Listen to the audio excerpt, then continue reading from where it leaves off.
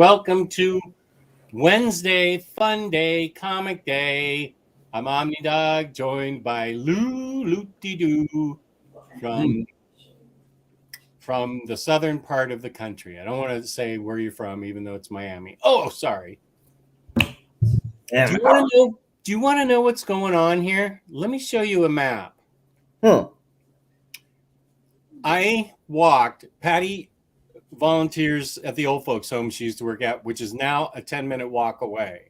Okay. So I walked there today. I had to have a mask on because the smoke is so bad out there. It's choking me. Jesus, it's that bad. Yeah, let me show you what I'm talking about. Window, this dude. This shows Oh my God. areas affected. Let me see if I can make that a little bigger. Yeah. So here I am right here in the middle of the red. This is red alert air quality. And it's all coming from the Canadian forest fires, which are worse than ever. Shocking. I guess it doesn't have anything to do with climate change because they're going through a historic drought and like half of Canada's forests are burning. I can't even imagine what it's like to be a Canadian right now because it's just socked in smoke and the jet stream has brought it down here. And it's really dangerous. It's worse right now at night. This morning, everything was fine, but man, I went out to take some garbage out and I almost couldn't breathe. It was so bad. Jesus, Jess. Yeah, this is the real thing. I mean, I've lived here since 1986. I've never experienced a red quality air alert, whatever it's called. Is it basically just the wind is carrying all that dust and debris and all that stuff? All the smoke, yeah. Wow. So it's apparently New York City's getting really socked. That's just New York. Yeah.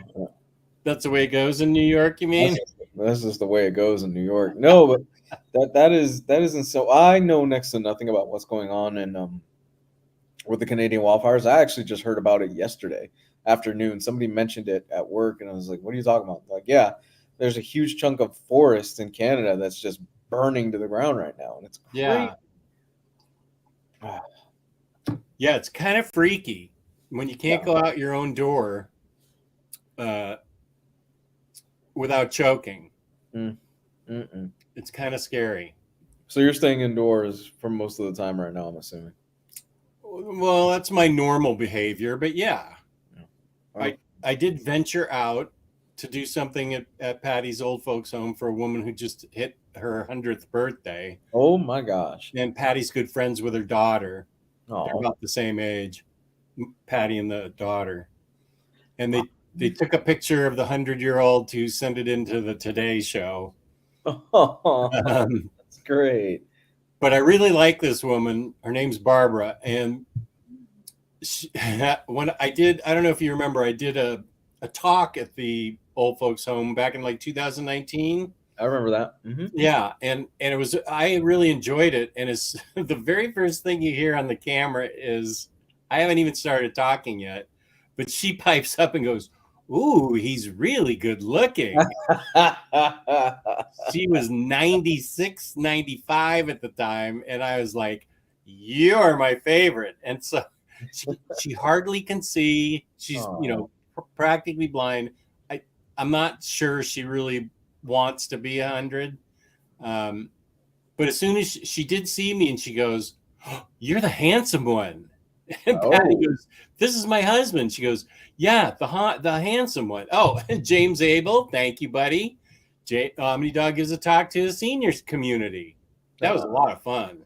That's fantastic, Jess. That was pre-COVID. That was like, wow. Yeah, that was before COVID. It was January, I think, of 2019. Okay, man. The honest answer is no, NFL dude. We had droughts and earthquakes, but wildfires were not a thing growing up. I mean, you get normal outbreaks of fires, forest fires, like maybe every state that's forested, but nothing like California's dealing with now. It's just gotten worse and worse over the years, huh? And I heard that there have been one or two insurance companies that will now not insure homes there. Oh, wow. You can't get, which means everybody else is jacking up their price because a couple of people have pulled out. That California is becoming almost an untenable place to live. If you can't get home insurance, what? Yeah. No, I would not. Honestly, I wouldn't want to live in Cali anyway. I loved it when I lived there, but it's a problem now. It's just the rising cost of it, the homeless issue that's there, and just a lot of the mindset there. I just don't agree with a lot of the stuff there. I'm just like, oh God, I find a lot of, and I all love to you and all love to most of our chat if you're from Cali, but I find a lot of Californians kind of annoying at times. That's just well, I loved it there, but it's I think it's also born and raised in the deep South down here. Like, yeah. So it's a very different mindset out here in general over everything versus in California. Yeah, sure. Every region has its differences. Oh, I was supposed to come up with 2 last names for tonight to prove my Hispanicness. You're good. You're good, man. Let's see if the leading Hispanic is here. Crazed Cassowary, Mrs. California. Oh, look at the doggy. Oh, Brian, good guy. Good to see you. Also, California I lived in Northern California. That's the place to live. Northern California, right? Crazed. Both Allstate and State Farm won't offer new policies in California. really? Yeah, I knew it was 1 or 2, and there they are. Sweet mimosa. We've been getting that smoke for years in the Pacific Northwest. Be careful about going out, especially without a mask. But I can feel it in the back of my throat because it's also a hot day. So we've had the air conditioning on, which draws the smoke in, even though it's cold. Oh, it's smoky, and I can just feel it in the back of my throat. It's Sweet mimosa's right. It is no joke. Careful with that. Yeah, be very, very careful with that stuff. Yeah. Lars says the Canadian wildfires have burned up the size of Belgium. That's a whole country. That is a whole country.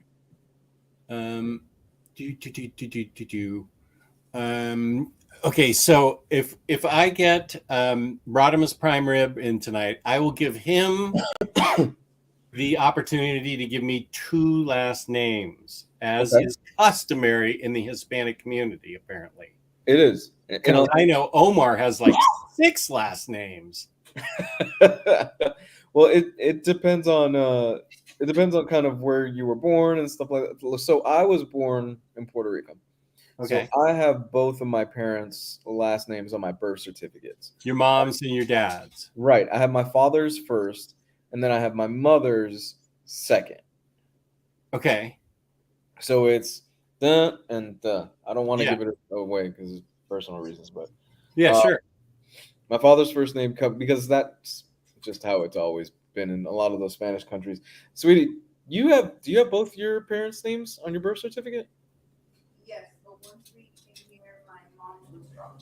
Okay, so for my wife, she's from Cuba, and once she came here and she got citizenship, she dropped her mom's last name from her name. Okay, but it was customary for her to get both names. Right, when she was born in Cuba. And we had a discussion about culture and Hispanic culture in the this is funny. Omar's name is longer than John Jacob Jingleheimer Schmidt. Props to you for spelling Jingleheimer properly and Schmidt. We had a cultural discussion about earrings. Yes, we did. For little girls. Right. And I know from we have friends whose we had friends back in the earlier part of it was like a girl made friends with Kelly, and so we made friends with a family. They were from El Salvador, and then we became friends with like the woman had like 8 sisters here, so we became friends with all of them because I used to go to one of them's house to buy her pupusas. They were awesome. But my point is, every single one of their little girls got earrings within the first 5 months of being born. Yes, that's very typical. My daughter, who is now 6 months old, she's going on to 7. Jesus, she got her ears pierced at 3 months. 3 months, okay. Yeah, so about 3 months, she's had her ears pierced. And that's just kind of typical. She had her first set of earrings before she was really even born. A lot of our family members, they wanted to give her the first set of earrings, and she's got her ears pierced right now. Yeah, and that's definitely not a thing in my Hispanic community. Well, so I mean, I wouldn't care, but I mean, it's one of those cultural things that I think is interesting. who was it that I think Omar said his wife, right? Yeah. The Melanie, for context, Melanie is, I guess we could say, Melanie is a white woman. And she was completely against, this is all in the chat, she was completely against having her daughter's ears pierced at a very young age. And Omar was like, well, I don't see it as that big of a deal because it's such a cultural difference. Yeah. For us, it's like 3 months. All right, good. The doctor does it. That's where we took our daughter. We Okay. took the doctor and they bop, bop, and she cried for like 10 seconds and that was the end of it. She took it pretty well. Good. I'm not even really sure where it comes from. I mean, for us, it's also customary where we get the name on a little bracelet, and some of them grow up with it and they keep it with them. Oh, girls or boys or both? Both. Really? Okay. Yeah. That's interesting. So some of them will. So my daughter, she has her name on a little gold bracelet. She doesn't wear it because she's still so young, and we don't want her to scratch herself because she's still kind of clumsy with her hands. Yeah. But it's not uncommon for, okay, she's getting older, we're going to extend the bracelet, we're going to get it bigger so it fits around her wrist and stuff like that. So that's not uncommon. That's cool. I like that. Yeah. In Sweden, although Lars is from Norway, it is customary to have at least 2 first names. I know in Brazil, you like have 1 name. I don't know. Yeah, like I'm pretty sure like in Brazil, it's common for everybody to have 1 name. And I'm not generalizing.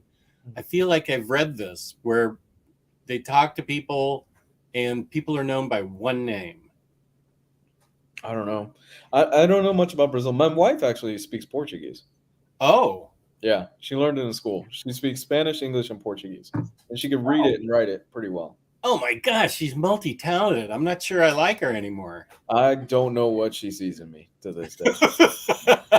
It's not the money, clearly. So Crazed Cassowary, and what I consider northern is, let's see. Well, I grew up in the Monterey Bay Peninsula, so that's Northern California. Let's call that the border. Northern California from Monterey Bay up. I don't think of San Luis Obispo as southern, but I guess it kind of really is. Santa Barbara's southern. But yeah, NorCal, I believe, in my opinion, starts at the Monterey Bay Peninsula. Well, yeah, those are the famous soccer references, but I feel like they okay, I don't know what that is. Is that a 2-named Brazilian proving me wrong or something? I don't know, but that's the name of a UFC fighter. Oh, yeah. Is he from Brazil? He's from. Most of those guys are from Brazil, man. Are they? Yeah, a lot of those guys are from Brazil. Although in the last few years we've had a lot of guys from Kazakhstan. I believe it's Kazakhstan. Kazakhstan. From a lot of Middle Eastern guys are starting to come out of that area and starting to dominate in the UFC now. Wow. From Russia and from places like that. And they're starting to clean up. Huh. That's one. I'm barely paying attention to sports as it is this year. Brian Brewster is giving me a challenge for leading Hispanic in the comic community. If you want to practice, just terminé el New 52 Justice League Volume 2. Todavía no se puede superar. I understand New 52 Justice League. Volume 2. Is he saying it's out of print? I don't get that last part. Todavía no se puede superar. It can't be surpassed. Oh, well, that's possible. I love that whole run. Brazilian defender. Okay. I thought Thiago Silva was a UFC fighter. Maybe I'm getting him mixed up with somebody else. Hearing NoCal for the first time when I've always called it NorCal. Oh, well, okay. I'm wrong. Fabio Moon and Gabriel Blah. Yeah. 52, New 52 Justice League Volume 2 still can't beat it. Kazakhstan is technically Central Asia. Isn't that is that where Borat's from? I was never a geography guy. I'm a history guy, never a geography guy. Well, honestly. Borat's made up, but I think he's from. He says he's from Kazakhstan. Where the fuck is I'm thinking of Khabib. Well, it's pronounced Habib. Habib Nurmagomedov. I can't even pronounce his last name. He was a brilliant UFC fighter years ago. He's retired now, and I forgot where he's from. I think he's in the Russian area, I want to say. Kazakhstanians hate that movie. Have you ever seen? You haven't seen Borat 2, right? No, that's on Amazon, right? Yes. I laughed so hard, so long at the first Borat. You owe it to yourself to watch the second one, if only for the brilliant ending and how. Oh my God, I want to tell you so bad how it ends because the timing of it was so fucking spot on and perfect that I had to just go, he's brilliant, honestly. Yeah. Oh, yeah. I agree. He's brilliant. So I don't think there's a better satirist today than Sacha Baron Cohen. Oh my God, he. Did you see the Rudy Giuliani clip? I think I sent that to you, right? You did send that to me. Yeah, when he's practically taking off his shirt to get seduced. Oh my God, that's from that movie, right? That's from that movie. Yeah. Oh, gosh, that looks so uncomfortable. I don't know that I could see it. He is brilliant, and oh my God, God, jeez, the way that movie ends is just. You fucking mad and you genius, because it ends brilliantly, honestly. And he ties in the fact that everybody knows who Borat is really well into the movie. And so what he ends up doing is he has a bunch of different costumes, and he uses his daughter. Oh, that's right. Yeah, you told me to that. Do a lot of the stunts that he normally wouldn't do.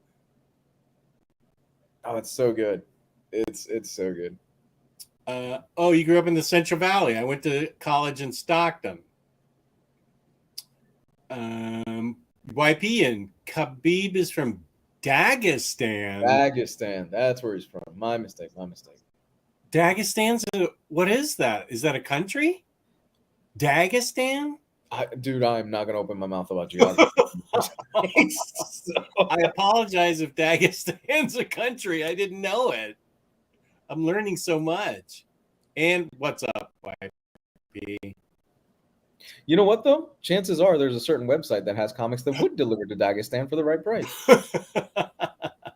You're darn right. It's InStockTrades.com, where you can get your collected editions from 30% up to 65% in some cases, depending on the sale. Don't forget your 2% loyalty discount. At the end of every month, we give away a free $50 gift card courtesy of In Stock Trades. $50 or more in an order gets you free shipping in the United States. Fabulous customer service, fabulous packaging. That's InStockTrades.com.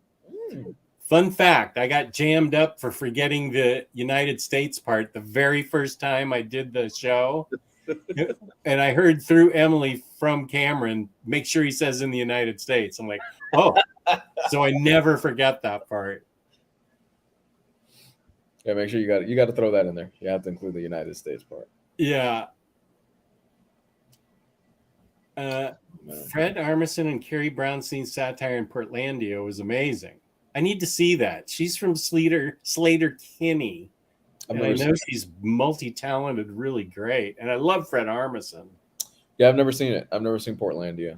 I do owe it to myself to check that out. But I'm like you. I just have a long list of stuff that I will probably never get to, and I just keep adding to it and going, yeah, I'll get to that eventually. Yeah, we did start Ted Lasso. We loved it. We finished 2 episodes, so we're invested. I'm so happy you guys like it. You'll love it the whole way through, man. Yeah, we are invested. Yeah. I love the owner of the team. She's so she's just so perfect for it. Yeah. Eating the shortbread that he makes, and he's so perfect. Yeah. He's so talented. I love it. So we're waiting for Gabe, and this is where we shoot the breeze and sort of just hang out. Wildfires, my last 2 names, doesn't look like Rodima's prime rib is in. Yep. So I'm going to wait until he shows up to get my new last 2 names. I could talk about Spider-Verse for a few minutes without ruining anything. You haven't seen it, so I won't ruin anything. You sure you don't want me to leave the room? I don't want to know. I don't want to know any characters in it. I got you. I won't say anything. Honestly, Scout's honor. How are you going to describe it? Okay. I promise I won't ruin anything for you. Okay. So I went, just real quick, Thursday night, opening night, to go see Spider-Verse. And I love this movie. Yes. It's just as good. It's just as good as the first one. The only quibble that I have with it is that I think the pacing of the first one is a lot better than this one. This one's a bit longer. And I was sitting in the movie about an hour going, what exactly is the plot of this movie? I mean, they set up a lot. They set up a whole lot of stuff, and it pays off. I fucking love this movie, dude. It's so great, honestly. And then when you're going through some of the different, it's the Spider-Verse, so you're gonna see different parts of different Spider-Verses and stuff like that, and the different art styles and the music, and oh my god, you will absolutely love this. I can't wait for you to see it. Honestly. I saw the first one 3 times and just loved every minute of it. This is the first movie since, I want to say, maybe all the way back to Inception, where I walked out of the theater and I said, I just want to turn right back around, and I just want to tell the film crew, just the projectionist, just one more time. I gotta see it one more time. I need to see this again in theaters before it leaves theaters. I'm dying to go see it one more time. Now, what kind of screen did you see it on? IMAX or just regular? Or IMAX. IMAX. Yeah, no, I didn't cheap out on this one. The first one is one of my favorite animated films of all time. Yeah. I didn't want to cheap out on this, especially since I had heard how good this one was going to be. And I wanted to be sure that I got the best possible screen that I could get and the best possible experience. It's so worth it. If you are close to an IMAX or something premium like that, I really recommend you try to get tickets for it that way, because it's definitely worth your bang for your buck, Jess. Okay. I'll tell that to my movie buddy. Right. That's really great. Oh, True Graphic Novel has already seen it twice. It's worth it. It's 100% worth seeing twice. I believe it. As much as I love the first one, I believe this. Now, this is a question from Sweet Mimosa. Sweet Mimosa asks, I've been meaning to ask this for years, but could someone explain what the fuck Alf is? Alf is many things. Alf is a friend. He is a comfort. Some say he's a god. No, Alf is a puppet. He's not a Muppet, right? He didn't count as a Muppet. No, I don't think Henson had anything to do with him. Right, and I feel like I would disgrace Muppets everywhere if I do. He was a puppet that had his own sitcom show back in the 80s, I want to say. And it was pretty popular, and it was about this alien that crashes and lives with this family, and he's, like I said, a puppet. And all the hijinks and stuff like that he gets into. The ending of the series is actually kind of notoriously known for being kind of ambiguous, isn't it? The FBI come into the house and they come and get him or something. I never watched a single episode, so I don't know. Yeah, I believe the ending for Alf is that the FBI show up at the house and they're about to take him away or something. And they never yeah. But they never had a resolution to it. I mean, it's not as dark as Dinosaur. Oh boy, that was dark. Do you remember that? Yes, I do. Here's Alf. That last episode was so real. It was dark. Yeah, it was really dark. I was impressed. Yeah. Alf is one of the mascots in very fine condition. Alf is very popular in Germany. This movement to give Alf an omnibus is just wrong. It's gonna happen. I know, and I'm going to be so bummed. Yeah. An Alphabus will happen. Alphabus. There was a TV movie of Alf? I didn't know that. I never watched that. It almost seems like the character has gotten in this meme culture and nostalgic. It almost seems in the last few years he's grown even more in popularity, where we're starting to see stuff get put back out. I think shirts. We're getting a toy that's coming out pretty soon. Wait, I know. I know James made a gif of me doing something with Alf. Let's see if I can find it.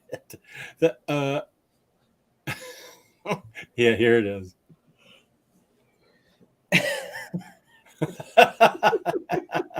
Alf is back in Pog form. I love that Simpsons episode with Milhouse. I think you're right. I hear way more about Alf now than I did whenever the show was out. The show was out when I was in college, I think. Yeah, give it some time, and I fully believe we will probably see a reboot of Alf, maybe on Apple TV. No, Apple TV wouldn't do that shit. No, Apple TV has actually been pretty good. It would probably be on like Freevee or something like that. You know, Tubi. Yeah, Tubi, one of those streaming services. We're just like, what the fuck is this shit? Nobody watches this. Oh, Terscotti an Alf fan when he was a kid. Alf blanket and pillow. Oh my god, a lot of people I think did. I had Super Friends bed sheets when I was in my fraternity. Oh, geez, yeah. Nothing says I'm here, ladies. Like this is I had that as a challenge. You got me? You have to deal with this still. It worked out for you though. Everything worked out. Everything was okay. Wait, is Petticoat Junction getting rebooted? Seriously? What is Petticoat Junction?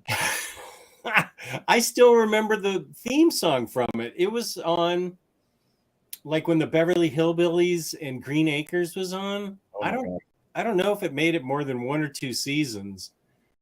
But Petticoat Junction was where they had a little hotel right on the train tracks. Mm-hmm. And there's a character, Uncle Joe, who was like a growly voiced kind of grumpy guy. And then the old caretaker. And then 3 smoking hot chicks were part of it. And it was amazing.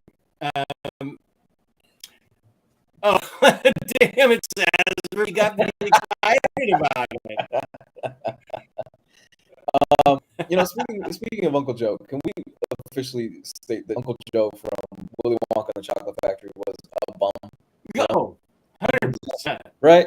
I think you were the first to point that out to me, and I realized He's a fucking bum. All he does is sit in a bed all day while their family wallows in poverty. And then all of a sudden, Charlie shows up with the golden ticket. And he's like, "Oh my god, I can walk now!" It's like, no, you motherfucker. We've been sitting here in poverty. I've got a hole right through my roof. I can see the moon, and snow is coming in. the four grandparents in that same bed. Oh my god, I'd be. You're not coming with me to the chocolate factory. Now I want to see Inception and Willy Wonka and the Willy Wonka movie. Gene, what's his name, was so brilliant in that. There is a theory. Hear me out. There's a theory that Willy Wonka is giving away his chocolate factory to the kid because of all the horrible stuff that happened to the other kids at the end of that movie, and he's just pawning it off so he doesn't have to deal with the responsibility and the afterblow, the after effects of what happens in that. Think about it. There was a sequel to the story that they didn't make a move of. It's their adventures at the end where they're in the glass elevator, and the glass elevator shoots out of the building, and then it's Charlie in the glass elevator. So really, yeah, that was a book. There wasn't a movie made of it, but there was that book. That was one of my favorite all-time books as a kid. That and James and the Giant Peach. Did you ever see the James and the Giant Peach movie? I did. I actually enjoyed it. I loved that. That was really good. Quack agreeing with you. Uncle Joe was a hack. Quack, are you filling your basement in with tons of books and Legos and stuff now that you have a brand new house? Raphael says, not spoiler. As a Puerto Rican, seeing Miles tell his mother bendición and her mother saying Dios te bendiga, Bendiga. Thank you. Was great. Love the small details towards Puerto Rican culture. Dude, see, it's those little touches that I really fucking love about this movie. Miles's interaction, again, no spoilers. Miles's interaction with his mother, a lot of it is in Spanish. There is a lot of traits and a lot of characteristics and a lot of language and how they use the language in the film that if you are from Puerto Rico and if you grew up in that area, you will catch on to, and it's like, holy shit, they nailed it. Wow. They spot on nailed it in a way that we do not typically see in movies. Mm-hmm. You mean like in West Side Story? No. I still haven't seen that new one. I'm never going to see that new one. Forget it. Quack says, man, I got to send you a PM with all the Lego sets we have. Do it. I'd love to put them on the air.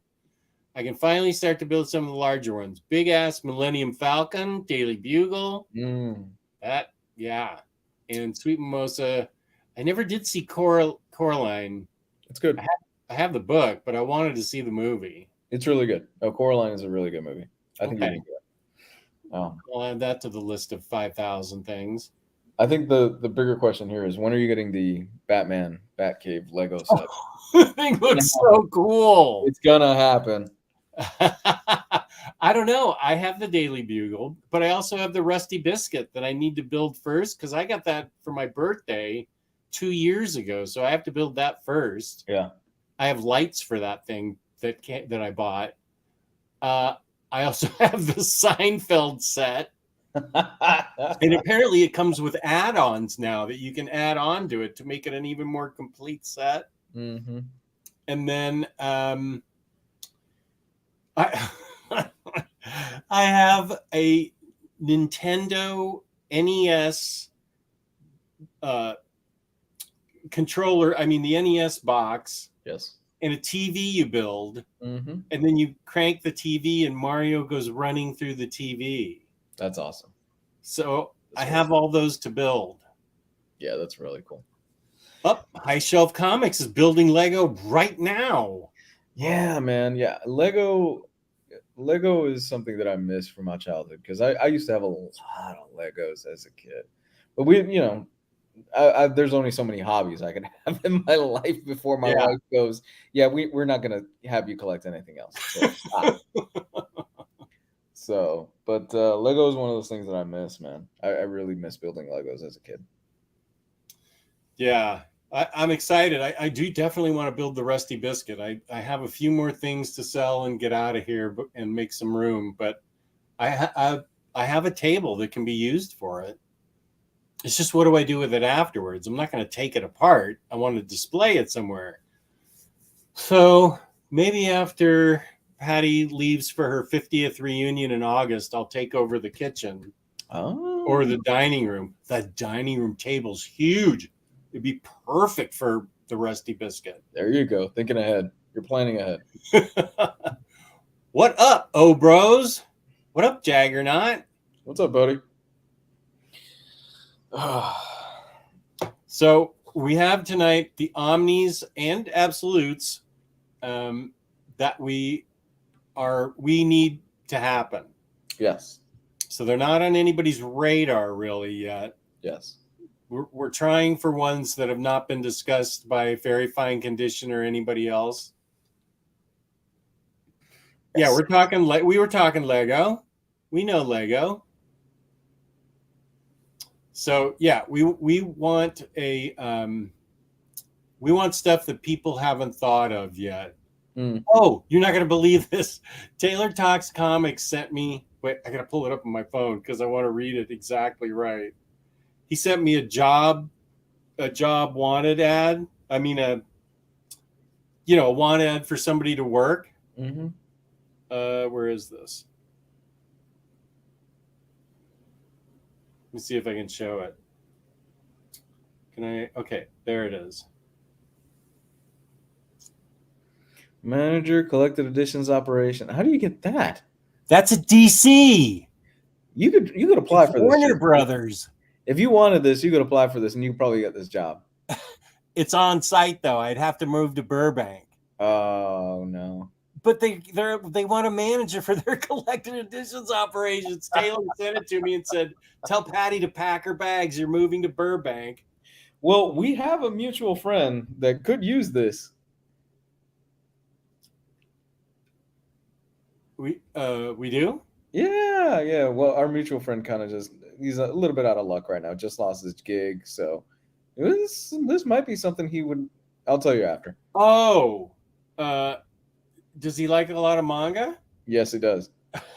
Maybe I should forward that to him. I think that would be a good idea. You never know. Boy, yeah, he would be good. Okay, he would be very good. I'll forward it to him after the show. He would be very good at that. Yeah, because he has actual work experience where I, don't. Oh, was fortunate enough to work on the Lego Ninjago movie and Lego Movie 2. I love those Lego movies a lot. Yeah, those Lego movies are so funny. Yeah, I love Lego Batman. Oh, yeah. Jaggernaut, what do you do that you worked on them? I find that very interesting. Is he an animator? Maybe. I don't know. Yeah. What are you? Omni's in the made most of DC. That's what all mine are. Yeah. It seems when I was trying to come up with a list, I'm like, well, Marvel kind of has printed everything. Now we're just on to things like ROM. So DC still has a bulk of their stuff that could be put out. Oh. What is layout, Jaggernaut? Like, did you build Legos or what do you do in movies, animated or Lego-mated in layout? What was your job description? Like when you went to work, what did you do? I think that's interesting. Oh yeah, I got a ton. It's already animate as well, but it was setting up the cameras to shoot animation sequences. That's cool. That's really cool. That's a cool gig, man. That is really cool. Good for you, Jaggernaut. Yeah, I would. Oh man, I just thought you were a Jaguars fan, and now here you are, perfectly employed and a great job person. Yeah, I would love. I'm assuming he's met Lord and Miller, the directors of the Lego Movie and stuff like that. I would love to meet those guys. They were the ones that helped direct the new Spider-Man movie. Oh wow! Yeah, they've done a lot of fucking great shit. They did the 21 Jump Street movies. Oh, I love those. Huh? I love those. I love those too. They did the Lego movies, so those guys are geniuses. Let's see. Break down the script, get a Lego set, place characters, and then design sequences, literally playing with Legos. Wow. So that's amazing. So, like, what are you doing right now? What's your current assignment? He might not be able to even say. Oh, well, no, that's a good question. Depending on what he's working on, he might not be able to Yeah, say. don't say the project, but just give us an idea of what you're doing now. Is it an animation? Didn't get to meet them. Great experience, lots of fun. Animating in games now. That's cool. That's really cool, man. Dude, you are a very interesting person. Ugh. That's really cool. It's 8:41. Let's give a couple of our top books. Okay, I'll go first. Okay, so for me, the thing that I want to see the most is this is a new 52 book, and we've mentioned this quite a few times, and I think it's a crying shame that we never got anything outside of those initial hardcovers and I think trades. Demon Knights. Oh, yeah. Demon Knights. Demon Knights was an awesome book, man. It was Etrigan, and he creates basically his own little squad of hunters and demon fighters and stuff like that. And they have to go against sorcerers. It was a book that flew under most people's radar, and I think criminally underrated. And I believe the collected editions of it right now are massively out of print, if I'm not mistaken.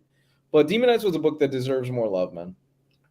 I think volume 1 has been hard to find, but I don't know that it's overpriced. There's also I, Vampire and Voodoo and Frankenstein, Agent of Shade. Mm-hmm. Those were sort of the same way, where they were under the radar. High Shelf says, yes, Demon Knights love. What was the team on that? That was, let me see. That was Paul Cornell, Robert Venditti were the writers, and a slew of artists. Michael Choi, Phil Winsley, Chart Hardin, Bernard Chang, Robson Roca. There was a whole slew of artists. The series only lasted, I'm doing a quick Google search. 3 trades? 3 trades. It's only 23 issues. So for those of you out there that are a little bit gun shy about long issues and stuff like that, it's 100% worth it. Demon Knights is so fun. Let me read you the synopsis real quick. Demon Knights is a DC comic that launched. While you're describing it, I'll go get it because I actually know right where it is. So the characters in here are Etrigan, Lucifer, Madame Xanadu, Vandal Savage, Shining Knight, the Horsewoman, Algebra, Exorcistos. Guys, if you love sword and sorcery stuff, things like Conan, and this is right up your alley, honestly. And it's a crying shame that this series did not get the love it did when it first came out. I picked this up on a whim simply because I was grabbing almost everything that was New 52 related at the time. Yeah, same. Because it was that was the perfect time to try something new. And this was a book that I picked up the first issue and said, I need to get more of this. Let me highlight myself so I can show the art while you talk about it.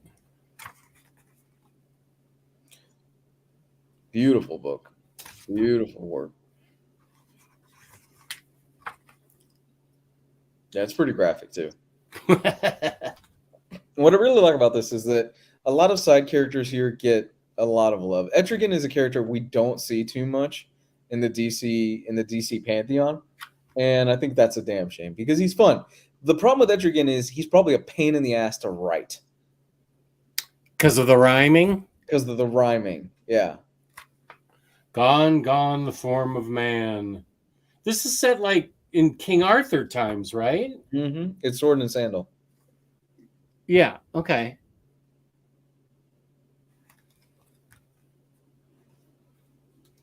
Yeah, these books. I should do a reread of these and the other ones. So there's 3.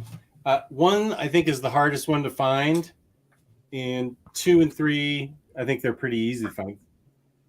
3 is really thick. How much? It's got 10 issues. Well, even more than that, 13 to 23. Yeah. Marvel would call that an omnibus now. In charge of $50. Probably more. Hey, Joel. High Shelf has a custom bound HC. He loved it so much. It's well worth it. It's well worth it. Yeah.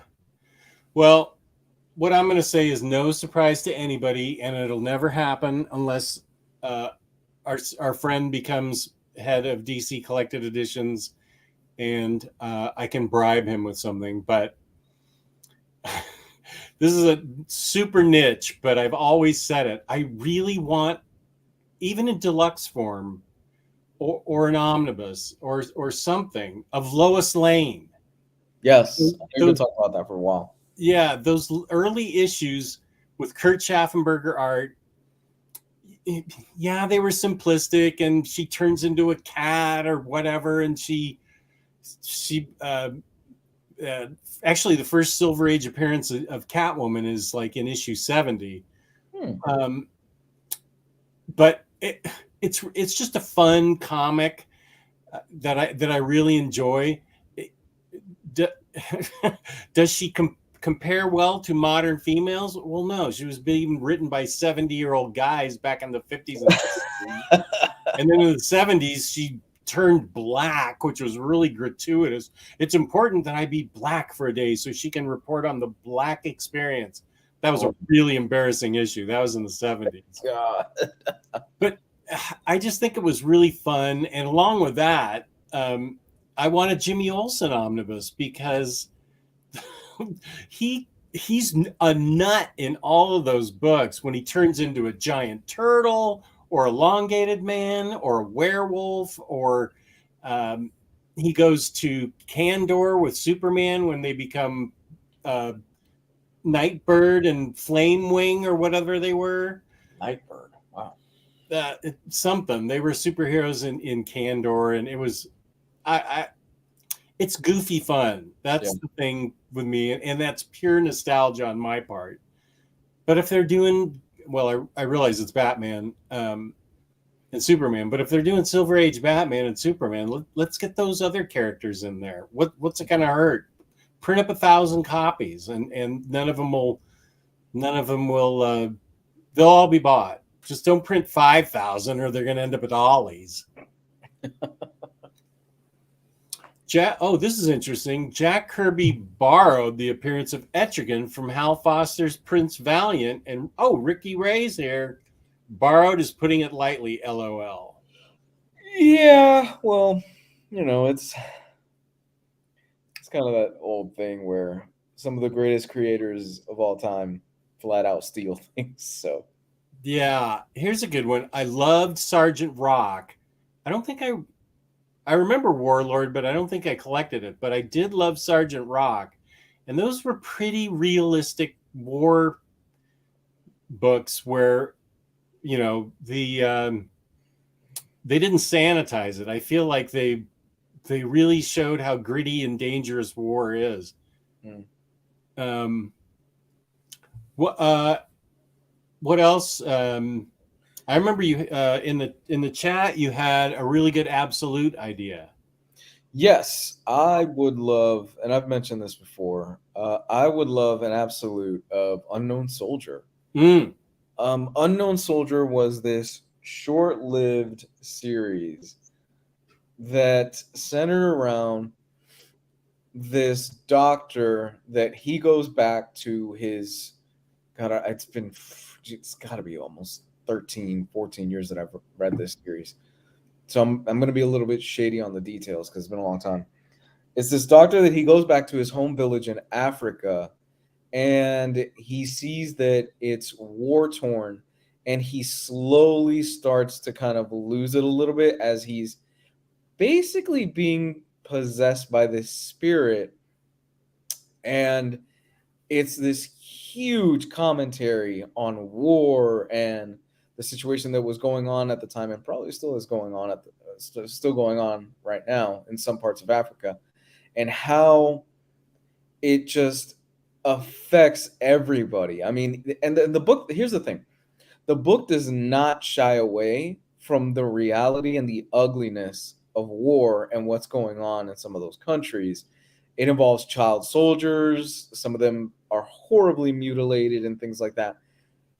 On top of that, it's just a badass action comic. Honestly, it's so good.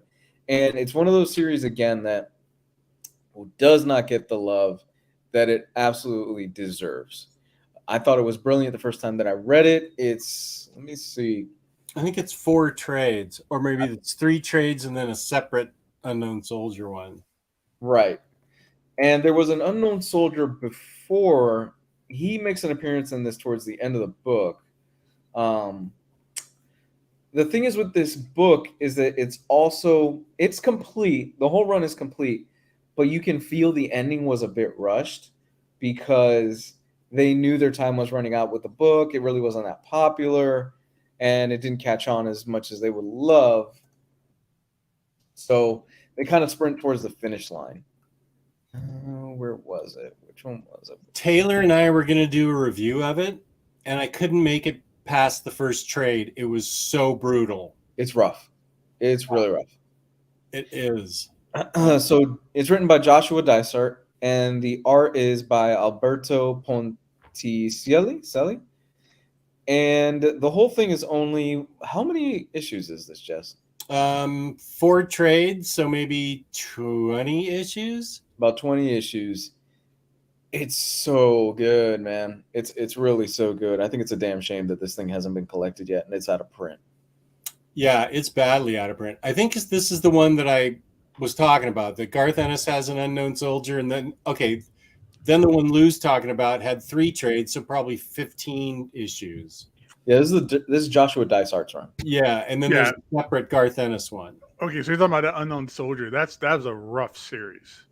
I couldn't finish it. It's rough. I want to give it another try, but I just couldn't finish it. Nobody knows about that series either. Like, nobody talks about it because no one's read it, or else they'd be talking about it, because that book is gnarly. Like, it's like right up there with like Scalp, if not worse, than it just being like true life-ish gnarly situations. 4 trades, and then we had the Garth Ennis miniseries. Thank you, Lars. But I'm not sure if that Garth Ennis miniseries ties into the Joshua. No, I think it's completely separate. How about we just go all the way back to like Star Spangled Banner, Silver, Gold Age, like Haunted Tank. Yes. That would be, oh my gosh, that would be so great. Some Sergeant Rock, some This Is Our War. Jonah Hex, 100%. I don't know if you guys said that already, but every Jonah Hex should be collected. That was on an my All-Star Western. Yeah. Yeah, All-Star Western was on my list. Marvel Bab's going to be rocking out. Good evening, chaps, all the way from my hotel room, ready to listen to Metallica and Slipknot, etc., just to name a couple today. Nice. Wait, it's late. Isn't it late at night there where you are, Marvel Bab? Are you? Oh, it's tomorrow already. So you're going to go see him tomorrow night. Is that right? Well, he's going to listen to him, so I'm thinking he means like just in his room. Oh, I don't know. I thought he was prepping to go to a festival. Oh, that'd be an out of control festival. Like, okay, here's one. There'd be a lot of people doing whippets at that concert. Here's one for you, Gabe. Speaking of Ennis, it'd be great if Avatar put out a cross omnibus. Rick Ray, you are my brother. It's me, it's Jess, and we welcome in Rick to the perversion that is the cross. I just put it in the Omar box. Oh, it's 2 a.m. there, and he's going to send them all to me, Jess. I'll take them out of your hands. I never got around to reading the Alan Moore. What was it? Cross 100 or 100th. Yeah. yeah. I never got around to reading that, although I had them. Is Avatar even still in business? I don't know if they've been officially like out of business, but they don't put anything out anymore, I think. Right. Like, you can even go to like their website, like comiccavalcave.com, I think it is. Yeah. And it's just a bunch of trade paperbacks and stuff up there. Like there's really no news or anything like that. It's just For sale? a storefront. For sale? You can Yeah. buy the trades? Oh, okay. yeah. This sounds like it's in business as much as Valiant is these days. Holy smoke. 4-day festival? This is day 1. Can't miss my Omnibros. Yes. Nice job, Fab. That's awesome, man. Drink Enjoy plenty it. of water, wear sunscreen, wear a hat. You know? Have comfy shoes, wear shorts, Absolutely. carry a Absolute snack like some dark side war. granola or something on you. Absolute dark side war with all that Fabok goodness. Next, Imaginot has off the top Omni nominations: Shade the Changing Man, Ostrander's. Oh, Ostrander's Suicide Squad. Yeah. Yes. Miscellaneous Ditko contained in the 2 previous standard size Omnis, and the comprehensive Hellblazer. Ooh. Let's say Hellblazer. It's 300 issues. Oh, how many Omnis would that be? Well, 6, 7? if you do 50 an issue, yeah, that's 6. Jess, would you? Hmm.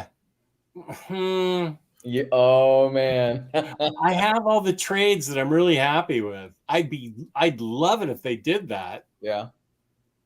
NFL Dude has one that was on my list. Hitman. Yes. I like how this has all been very DC oriented so far. Because Lou and I were talking about it, and we feel like Marvel's pretty much put out everything from the Silver Age and the Bronze Age, and Now they're just working on the modern age now. yeah, So Yeah. I think this is kind of DC focused because there's not much left. What else has not been collected? Correct. So from Marvel Inhumans. and Humans. some things that haven't been collected yet, like we're talking about omnibuses that we want. All the Marvel stuff is already out there, like you were saying, for the most part. Like they put everything out, and now, so yeah, it has to be all DC at this point because what else is left? Yeah. Right? They haven't put out all the Golden Age stuff yet. They haven't put out the Silver Age. They haven't put out even like New 52 era, or even like much beyond that. Like they focus a little bit on silver and gold, but it's like there's so much out there that these guys are just sitting on. Like Superman, not just silver and gold, Bronze Age Superman, but lots of collections pre New 52. Yeah, from the Exile on could be collected. If Kenny's in the chat, he knows what I'm talking about. where's The Kenny? Triangle era of Superman, all that Dan Jurgens stuff. Right. Dan Jurgens, Louise Simonson, she pre and even after, like Doomsday. Mm-hmm. I think it's a shame. I honestly think it's a shame that a lot of that stuff that DC is kind of floundering and just letting it sit by the wayside. They have a huge back catalog of stuff that they could be putting out that would make them some money. Let's be honest here, because we would buy it, but I don't know. I think it'll also make people more DC fans. It's hard to get into that stuff if you can't find it. Like if you can't get it collected, or if you don't have the patience or the time or whatever it is to like track down a bunch of back issues, and you can't find the trades, and you don't want to read digital, right? So, they're just kind of stuck unread. There's a lot of people that would fall in love and say like Blue Beetle, Booster Gold, characters like that. Oh, Riley, and I agree with him. The Jeff Parker Red Hulk run, that should be omnibused. That's just in trades. Yeah. Mm-hmm. And and he also loves Incredible Hercules. And Rick Way would love to see the second Michelini Leighton Iron Man to get collected. I'd like to see Fractions Iron Man get collected. It was released in some of the oddest format. A couple of deluxes, then paperbacks than premiere sized hardcovers. It's crazy. NFL Dude, there would be 8 Hellblazer Omnis for the original run. Take the 26 new trades and do the 3-in-1 route. I'm surprised the Dan Slott era of Spider-Man hasn't been collected more. Like, and yeah, seriously. What Sweet Mimosa Batgirl Volume 1? What they didn't even finish collecting. Do you mean Silver Age Batgirl, Bronze Age Batgirl? What Batgirl are we talking about? Well, I know that there's. Well, no, you're saying volume 1, but I know there's. Excuse me. There's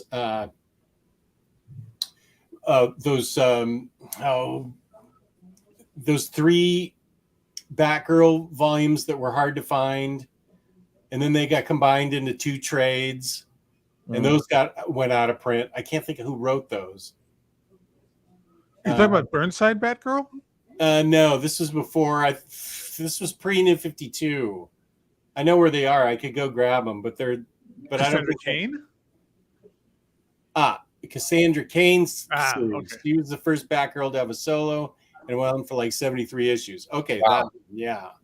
I have the first like 3 trades of that. I love that series.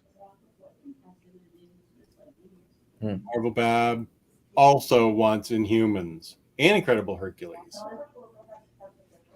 I don't know. Inhumans thing is an odd one. Like, I still don't get it. At this point, I still don't get it. Honestly, you're putting up fucking ROM again. Nothing against ROM, but it's like you want to put out ROM and not an Inhumans.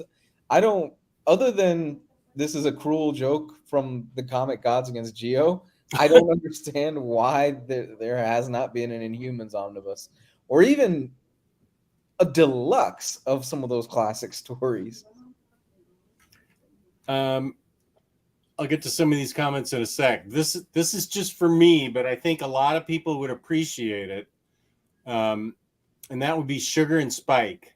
2 toddlers that talked as grown-ups and were up to all kinds of antics. I love the charm of Sugar and Spike.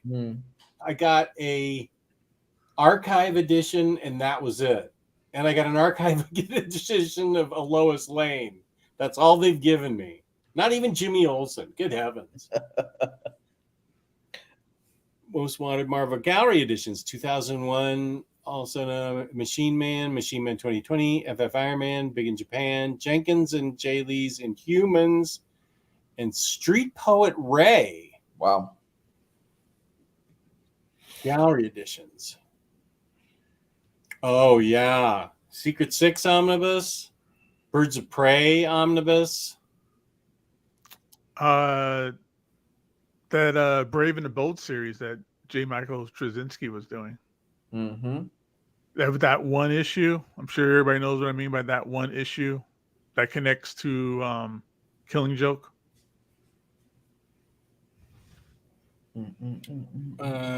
Ghost Rider, especially a 90s run, but the 70s need love too, is the missing Omni that makes me shake my head about Marvel's choices. I forgot about that. Ghost Rider. There are almost no Ghost Rider collections from that classic stuff, right? I'm not crazy. I was going to bring it up. The 90s Ghost Rider stuff is getting collected in the Epic formats. Okay. And the Epic formats also has, I have it here, the first volume of Ghost Rider, like the original series. Okay. So it's getting collected that way. That's Danny Ketch, right? Danny Ketch is the 90s stuff. The original stuff is Johnny Blaze. Okay. I have the original. Not to be confused with Method Man.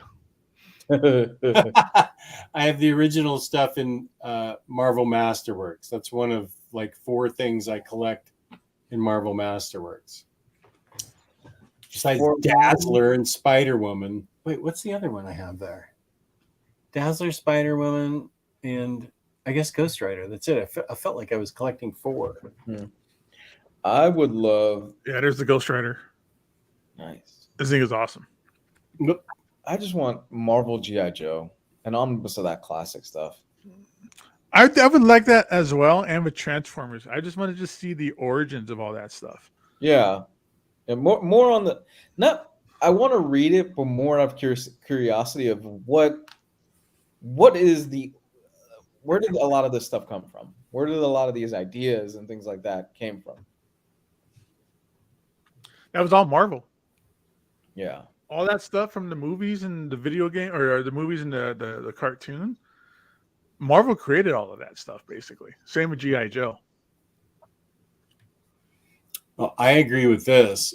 Some Western Kid Colt Outlaw and Millie the Model. Yo, I would definitely get Millie the Model. Omar, Lou and Gabe. Omar has tacitly confirmed that classic Ghost Rider will be coming next year and intimated that 90s Ghost Rider will be soon to follow. Is that cool? What you said about the epic format for both of those? Gabe? No, that's confirmed that they're coming out in the epics. I'm not sure what Next Imagine Not means. Maybe it means the Omni versions. I enjoyed IDW, G.I. Joe, so many hopefully OHCs. A White Knight omnibus. I thought there was one in Mix. White Knight is. Batman White Knight? yeah, I'm pretty sure that's what he was talking about. I think it's that John Murphy stuff. The Murphy verse. Yeah, okay, I agree with that. Here's a thank you to you, Lou. I'm really liking. Oh, thanks, man. Thank you, Lou. G.I. Joe by Marvel needs an Omni, my most wanted Omni ever. Larry Hama was the creative genius behind it. He was totally. And I'm hoping now that the whole IDW situation, since IDW is no longer a company anymore, I'm kidding on that part, will mean that they get the rights, because the rights are just kind of floating somewhere right now in limbo, even though I'm pretty sure they've got to have one of these two, right? Marvel has to have been like, yeah, we'll take that G.I. Joe stuff, and we'll take one of those G.I. Joe or Transformers, or maybe even both at this point for the comics, because that stuff is just a license to print money if you get the right creative team on it, you know? The Larry Hama said that the G.I. Joe is not going to Marvel. It's already somewhere else. Huh. He's already working on scripts for the new series. Boom? Larry Hama? Maybe Boom? Maybe Boom? I don't know. I mean, it's probably not DC, right? So the one that would make the most sense, would either be Boom or Dark Horse? Ooh, if it's Dark Horse. Valiant. If it's Dark Horse, imagine the collected editions we could get out of that. Oh, dude, it'd be amazing. Yeah. Yeah, I would love to see that. Yeah. My next one is, God damn it, and I've been saying this for years. Can we please get a John Byrne omnibus for Man of Steel? Oh man, we were so close. Standard hardcovers wasn't good enough for you guys. We got honey.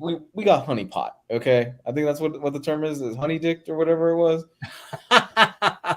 Because originally that edition was supposed to be an omnibus, and then Marvel and then DC was like, nope, at the last minute. That was a bad idea. That was a terrible idea. I just don't think they have, like, at least Marvel has connections in the community. Obviously, I mean, that's how they found Omar and all that stuff, right? Yeah. DC doesn't have that. They don't have any kind of connections with their audience, it feels like, in that manner. Because if they did, then somebody would have told them, no, keep that as a regular omnibus. That's what the people want. That's what's going to sell. Yeah, that'll sell. That's all classic stuff. You want that out there. He's saying golden Ghost Rider Omnis. Omnis will be coming out soon. Good. Good people like it that way. Just because of the cover, yeah. How about this one? Sorry. No, you're good. How about this one, Gabe? Doom 2099. Oh, I've heard great things about that. Yeah. How about an omnibus or a collected edition of that? I mean, why not? I'd be good with that. Spider-Man 2099 got one. Yep. Why not Doom? Warren Ellis. Yeah, of all places. Like that was written by Warren Ellis of all things. You wouldn't expect it, but it's Warren Ellis that wrote that. It was good. It was really good. Yeah, that whole 2099 line, there was some good and there was some stuff there. There was Ravage. The X-Men stuff I always heard was not good. The Hulk stuff, I didn't care for it. I tried to read it, didn't do it for me. There was obviously Spider-Man. That's probably the best and the most popular one. But Doom 2099 was also really solid and really good. I used to have original artwork from one of the issues. Oh, really? Yeah. I love that series. It was fun stuff. This is one of Riley's favorite comics, Morrison's Sea Guy. Fully collected. Now, I know there's one thin trade out, but there were more. I think there was a bunch of single issues put out that were never collected in anything, if I remember correctly. DC Black Label G.I. Joe? Is that possible? That'd be fun. Yeah, if they have the right. Where they're extremely violent. Was G.I. Joe a DC comic too? No. I think he's just he's hoping. Oh, okay. That'd be a lot of fun. Yeah. Let it be like Punisher Max, or just people just getting blown into pieces. God. Yeah. Wrapping their intestines around trees and stuff. We don't speak of this or the Etrigan that was in that Batman Damned book. Snake Eyes shoving a stick of C4 up Destro's ass or something like that. God. We get raw with that. Thanks for being here, Jaggernaut. Have a good night. Sea Guy was 2 3-issue minis. Only the first series got collected as a trade. Okay, that's what I remember. Did they ever do a Stormwatch Absolute? No. These are there's Planetary and Authority, but nothing before that. Like, not Stormwatch or anything. That'd be fun.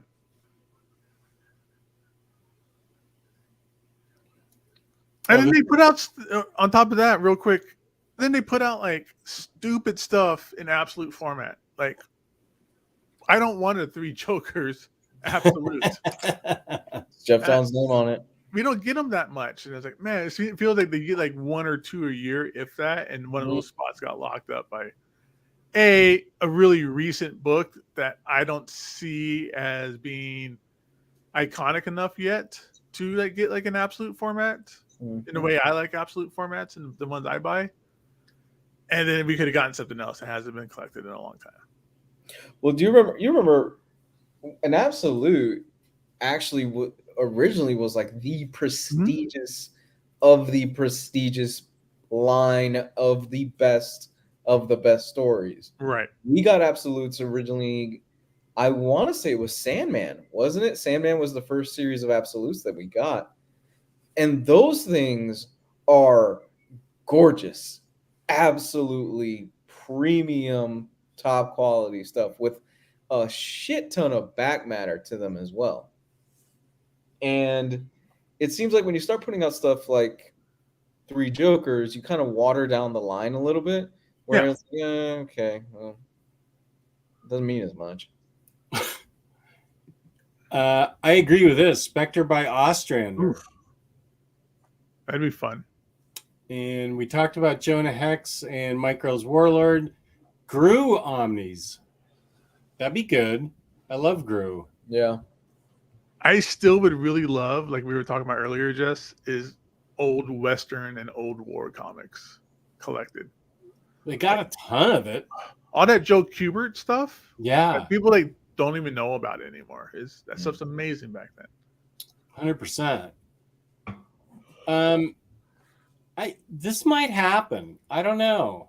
That'll Tom probably Beck's Omnibus? Yeah, it's Omar. It'll probably happen. It's an X-Men book. It's an X-Men book. It's going to get an omnibus. Still on Hal Jordan and the Green Lanterns Rebirth Omni. Batman minis in one Omni would be cool as long as 2/3 of them were good. 1/3 can be widening gyre. Wow. Okay. I still have never read that. We need a Hawkworld Omnibus collecting the Tim Truman miniseries and the Ostrander run. True, but this does have recolored absolutes. I think Dark Knight Returns was the first absolute. I actually don't know. I would like an Alan Moore Swamp Thing omnibus. Absolute. Not recolored. Not recolored. Please. Yeah. Not recolored. Right. That coloring was horrible. The original Batman and the Outsiders would make an excellent omnibus. I agree with that. Oh, here's one of two. For information, Morrison has since posted all of the scripts and ample commentary for Sea Guy Eternal on their Xanadu Substack. What happened was that Cameron Stewart got severely behind on his art. Oh, damn. We'll have to wait. DC did have that Snake Eyes versus Batman Fortnite book. We need a reprint of Absolute Arkham Asylum. And I didn't know Black Mirror was out of print. Wasn't Transmet the original Absolute? We should probably look up what the first Absolute. Art duties, and when his abuse. Oh, I didn't know he had an abuse scandal. The series was canceled by DC. Now likely never to be finished, with the Dio having burned all of DC's bridges with Morrison. Yeah. Who's the artist? Cameron Stewart. Okay, yeah, that name sounds familiar to me. What is Morrison doing these days? He's got a Substack. I know that. Yeah, next Imagine Out. What's Morrison? That wasn't what happened to Stewart. Okay, I don't know. Morrison seems like he's been quiet the last few years. Yeah, I don't know. Besides his Wonder Woman and Green Lantern, he was doing Green Lantern up until recently for DC. Mm-hmm. But did the bridge get burned to Morrison after that? I felt like he was still writing Green Lantern. I don't know. That'd be a shame. Oh, here it is. Planetary was the first absolute, January 2005. Oh, wow, that long ago. It's Planetary. I remember because Volume 2 was out of print like immediately. That was like the first big time I ever heard of a book going out of print and getting expensive. I'd like an absolute of all the Batman and Judge Dredd crossovers. Those were cool crossovers, especially that first one. I'd also like to collect Lobo in the Omni format. Oh, that GL was more than 2 years ago. Okay. Oh, but he did do Superman and the Authority. Speaking of Batman and Judge Dredd. Nice. There it is. How is that, Gabe? Oh, it's awesome, dude. It's all the what's his name? Simon Bisley. Simon Bisley, yeah. Yeah. Fantastic. When Judge Anderson looks into Batman's mind and goes, weird. So great. Yeah, Superman and the Authority. I got that last year. Yeah. I haven't read it yet, but you know. Guys, I'm going to bow out here a little early, so I got to get going. Cool. Okay, where can they find you, young man? Comics Guide 101 on Twitter. I'm really tired. Comics Guide 101 on YouTube. It's an archive of old videos, and hopefully in a few minutes, if my daughter doesn't wake me up at 3 in the morning again, I'll be asleep all night. So, good luck to you. Good night, everybody. Thanks for joining.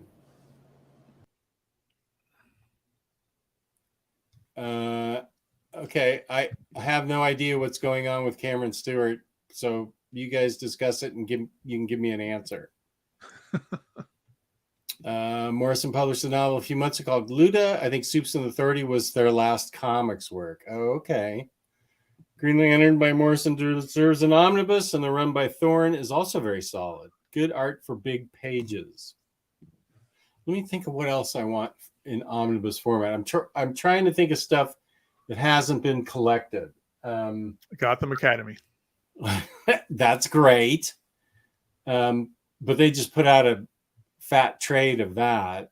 That doesn't mean it can't get a hardcover collection. Right. Did you grab that book, Jess? I stuck with my three or four trades, whatever they are. Okay. Yeah. Let me think. We talked about Demon Knights. I'm trying to go through my DC collection that's in the other room. Vampire. Yeah, that was great, but I feel like that was only two trades. But if Batman and Robin Eternal can get an omnibus, Vampire can. At least a nice hardcover. Cause I don't know how many issues it ran. Maybe 20. I would be one of the 3 people buying that Morrison GL omnibus. Let's see. I'm trying to think what's in the other room, because there's a lot of stuff that can be collected. Okay, Flash by Mark Waid's already been collected. All the Alan Moore's ABC stuff. I know they're putting them out in compendiums. Oh, yeah. But those should be like a giant omnibus as well. Or at least, each title gets its own one, but all that stuff needs to be collected. This is good. Catwoman by Will Pfeiffer. Yeah. I need to search out those trades because I don't have them. Actually, you know what? I'm going to go into the other room so I can look at some DC stuff. All right. Well, now that we're getting on to movies, why not some more Wildstorm stuff? Wildcats, Jim Lee's Wildcats, all that stuff. Alan Moore's Wildcats. James Gunn just mentioned it in a tweet recently that he was reading that, so it'd be cool to get that collected as well. That's true. Yeah. Let's see. I wouldn't mind seeing Wonder Woman by Rucka get a big omnibus. Batwing, Stormwatch. They're my Gotham Academies. So there's 5 of them. Okay. Let's see. DC stuff. And then shout out to Geo. All the Aquaman stuff. Peter David's Aquaman. New Krypton. I'd love to see the new Krypton put out in 2 fat omnis. Superman New Krypton. That's something that needs to be collected. Oh, my DC stuff's all over the place in here. Oh, me and Lou were talking about it earlier. I think on Monday's show. Scalped. Oh yeah, since those are standard sized.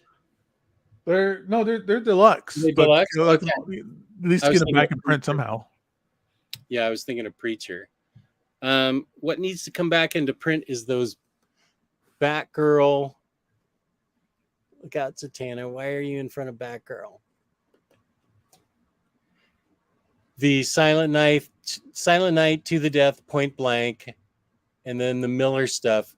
I think that needs to all get reprinted. That would be great in an omnibus. Birds of Prey, Scooby-Doo Apocalypse. That'd be fun. That's such a good book. It really is. Batman Beyond. There's nothing out there really for Batman Beyond. Like there's some trades and some of them are falling out of print. But yeah, get that stuff into an omnibus. It's Batman. It'll sell. Oh yeah, there's lots of Batman Beyond fans out there.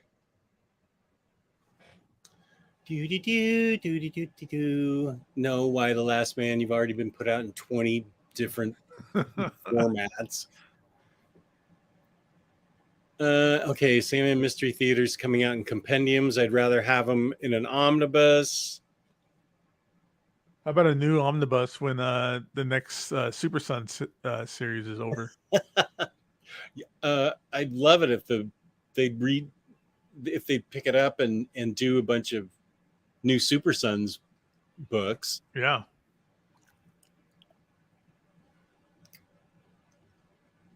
I think that's all I can think of in here with my DC stuff.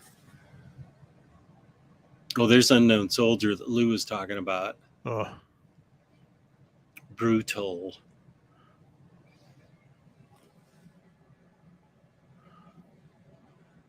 And tons of Superman that needs to be collected.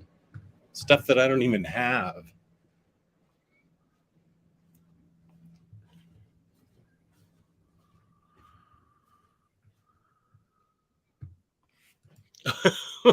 Yeah, the whole the first Batman Beyond series has never been collected at all.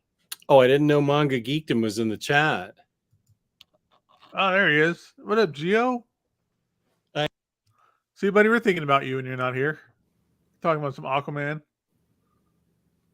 Expanded edition. I would sell DC my soul to reprint those Batgirl books or make them Omnis already. Yeah, I agree. I would have you sell your soul. I'd be totally up for it. You're welcome. No, wait. I have a two-parter from Next Imaginot.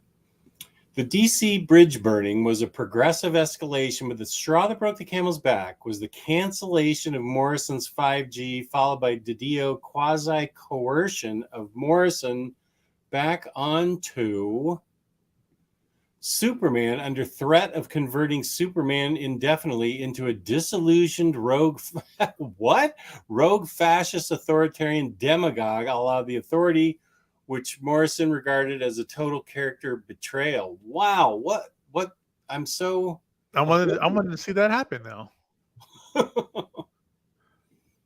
Make Superman the bad guy.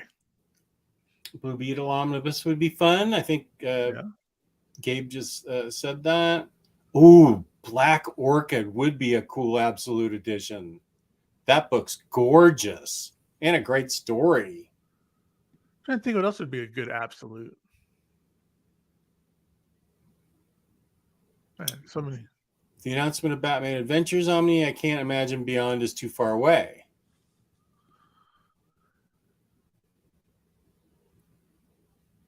Yeah, I agree with this. Gail Simone's Bird of Prey needs an Omni. Even her Wonder Woman run sold out really quickly. Right. I, too, am looking forward to the Dead Boy Detectives Omni. They have way more issues that I didn't read than I knew about.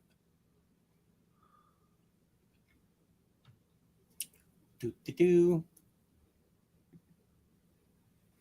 absolute of J.M. De Mateo's Seekers into the Mystery. I am not familiar with that book.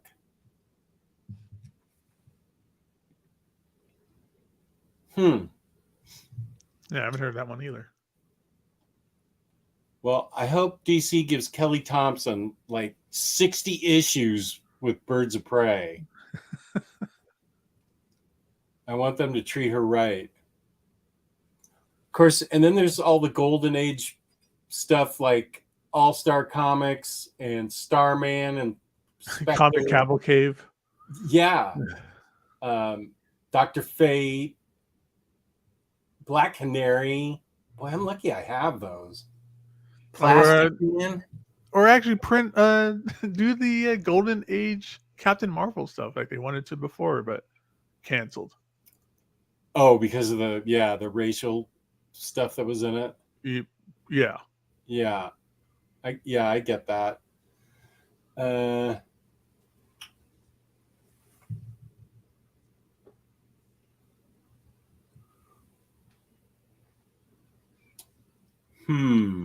He's going, man, we almost going all day for this kind of stuff. Yeah, it's mostly DC stuff. High Shelf says they would get me with almost any Bronze Age book at this point. JLA 3 Omnibus would be nice to get before I'm 80. Oh, you know what? The speaking of Justice League, the Grant Morrison Justice League run, just print that straight. I don't know why they have to keep breaking it up into different parts. Wasn't DC going to release a box set of Detective Comics before? Oh yeah, that super Golden Age stuff. Yeah, the pre-Batman stuff. Yeah, yeah. People agree with you there. Batman Beyond. Oh, I think I said everything I wanted to say already with Sugar and Spike and Lois Lane. How about some hot stuff? Oh yeah, Little Lotta, Little Dot, Richie Rich, Casper. Casper. I think it'd be cool if Archie like reprinted all that stuff in like nice formats. I think it'd be fun to go back and read some of that old original like Dan DeCarlo stuff. Yeah, I loved reading that when I was growing up. Hellblazer does deserve a series of omnibus. I agree with that. Everybody's focused on the Ennis stuff, and that's fine. They should, but I think 6 or 8 omnis of that entire run would be great.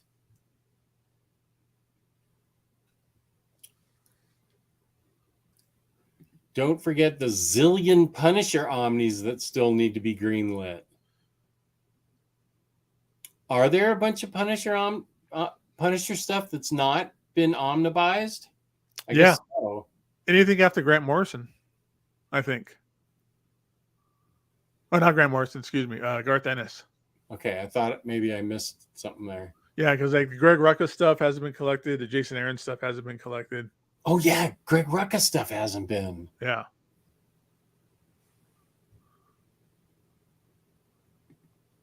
Duck Comics omnibus would be nice. That'd be fun. Oh, but they can't reprint some of that stuff anymore, right? I guess not.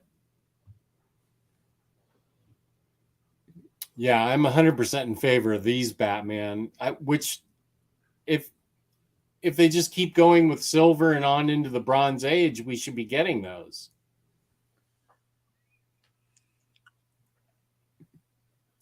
Yeah, I don't know about this one. Marvel and DC crossovers in one Omni. That'd be fun. It wouldn't be that big of a book, I think. Samantha, this is we forgot about this one. Batman, Dark Knight, Detective, Cape Crusader, all that 90s stuff. Those were put out in chunky trades that are, some of them are super hard to find now. Those would be great in an omnibus format.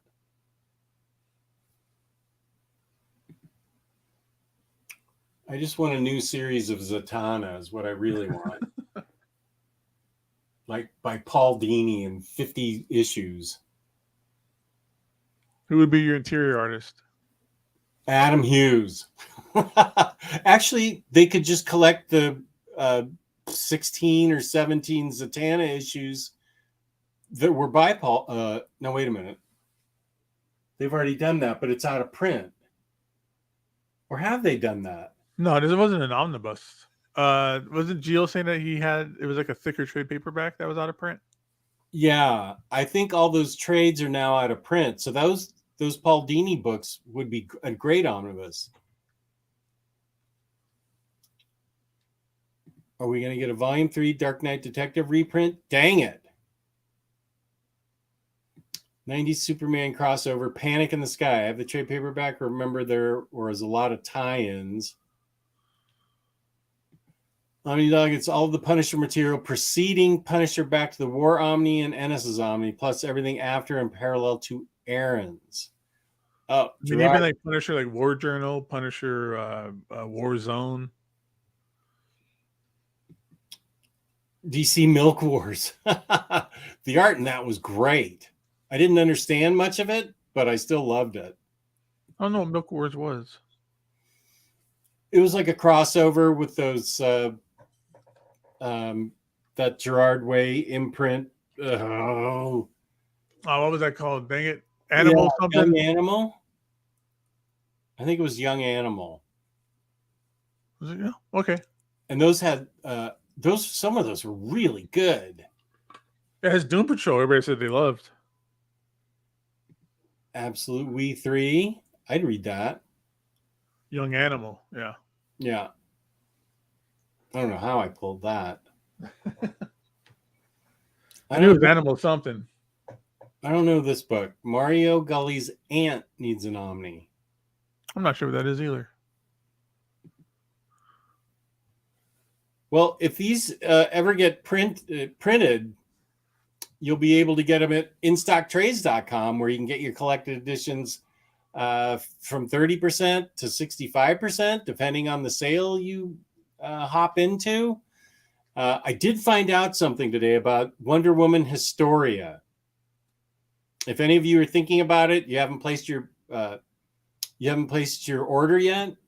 The DM version, while it's a crazy cover with a lot going on, when you take the dust jacket off, the dust jacket back folds into this giant poster of everybody involved in the book, and it's super boss looking. So you can get that at instocktrades.com. Don't forget your 2% off loyalty discount. A $50 gift card is given away at the last Monday of every month, courtesy of InStock Trades. $50 or more in an order gets you free shipping in the United States, fabulous customer service, fabulous packaging. That's instocktrades.com. Yeah. Oh, for the harp. I misplaced it. Oh, there it is. Yeah, I agree with this. Greg Rucka needs a oversized, definitely. Young Animal had some bangers using that Gen Z slang before the weird art changed. I really love. Oh, Mother Panic was really good. I agree, Sweet Mimosa. I loved Mother Panic. So she's saying that the Tales of the Batman and Legends of the Dark Knight books weren't OHC. That stuff is arguably the best Batman stuff and should be an omnibus now. Super Laughard knows his Batman. That is definitely true. Doom Patrol has the OHC, so we need that Milk Wars oversized. I need to go back and reread all those. They never did that Hush omnibus, did they? Was that solicited and it got canceled? I think it was. This is like a long time ago. This is like pre-COVID, I think. Yeah, and they were famous for soliciting and then canceling everything at DC. Yeah, then we got the Hush omnibus that was just like the Paul Dini stuff or something later. Oh, okay. I know what you mean. The Paul Dini Batman omnibus? Right. Yeah.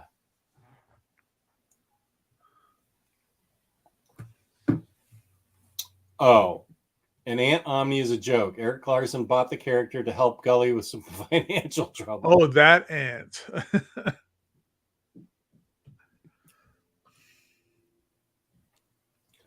Well, he has like 3 thick trades of Wonder Woman, so they could collect that in an omnibus. I think that would be a natural.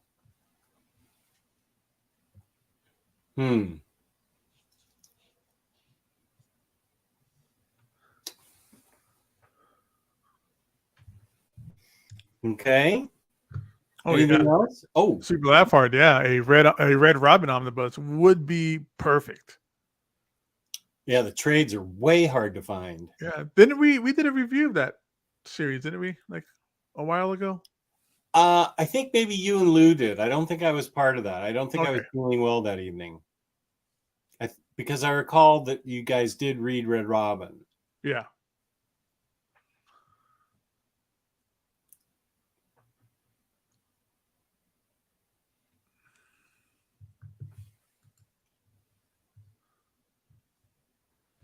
Oh, I think there's the Jonah Hex and then there's the All-Star Western. How many trades are in Jonah Hex? Like 8 or 9? The Jimmy Palmiotti stuff? Yeah. Yes, something like that. And then there's All-Star Western. That could all be collected. They're not numbered. But DC must really put out an Alex Toth Omni or HC at some point. That'd be I'm fun. not going to disagree with that. Oh, this was early Adam Hughes, huh? With Comico. Gosh, I remember them. Wow, that's a name from the past.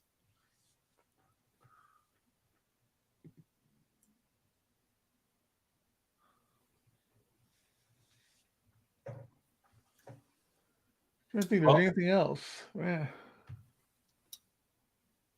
I will never stop wanting a complete Death's Head omnibus. Death's Head? It's a Marvel character. Oh, From, was that a ROM character? buh. Oh no, Death's Head? And then there's a Death Heads 2, which is like this gnarly, looked like a Predator from the movie The Predator, but it was all like cybernetic and stuff. Hmm. Yeah, let's see. There's a bunch of Hulk trade paperbacks that could be collected.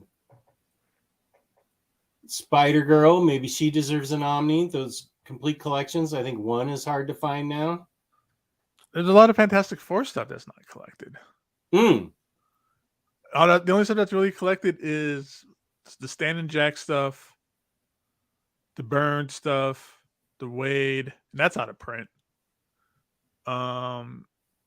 They just did Mark Miller. That's really about it. Like they don't have the Walt Simonson stuff that hasn't been collected. Oh That yeah. Steve Englehart stuff hasn't been collected. The Tom DeFalco stuff hasn't been collected. So there's a lot out there. There's no Heroes Return. Everybody else got a omnibus but them. Do you have a lot of that in Epic format? Yes. Uh-huh. Most of it, yeah. Most of the FF run has been collected in the Epic format. Yeah, There's a lot of it's been collected. There's not that much that's missing besides like the Burn stuff. Peter David's Supergirl. It was weird, but I still want to finish the series. Is that the one she's holding the skateboard on the cover? Love that cover. Oh, I remember. I have this book. Shadow Pact was a fun series of that original Blue Devil series.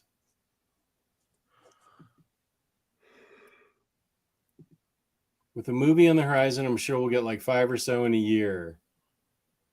Movie of... I'm not sure what this one's in reference to. I don't either. Everything by Peter David. Maybe it was Peter David's Supergirl. Yeah, his Aquaman needs to be collected. I think you're right. Well,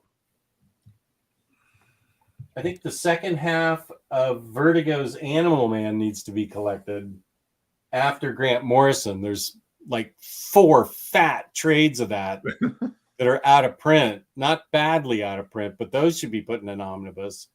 Oh, Fantastic Four movie. oh, okay.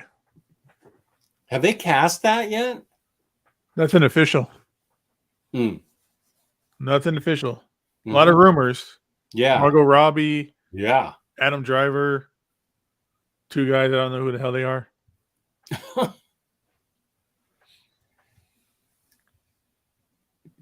Torpedo 1936 by Abuli and Bernay. Jordi Bernay drew a Jonah Hex graphic novel written by Palmiotti and probably Justin Gray, I think his name is.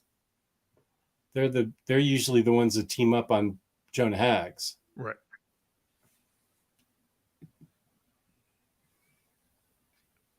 Well, I get up at 4 a.m. this morning for some weird reason, and I'm running out of steam. I'm good. If you're Okay. right. Let's cut it.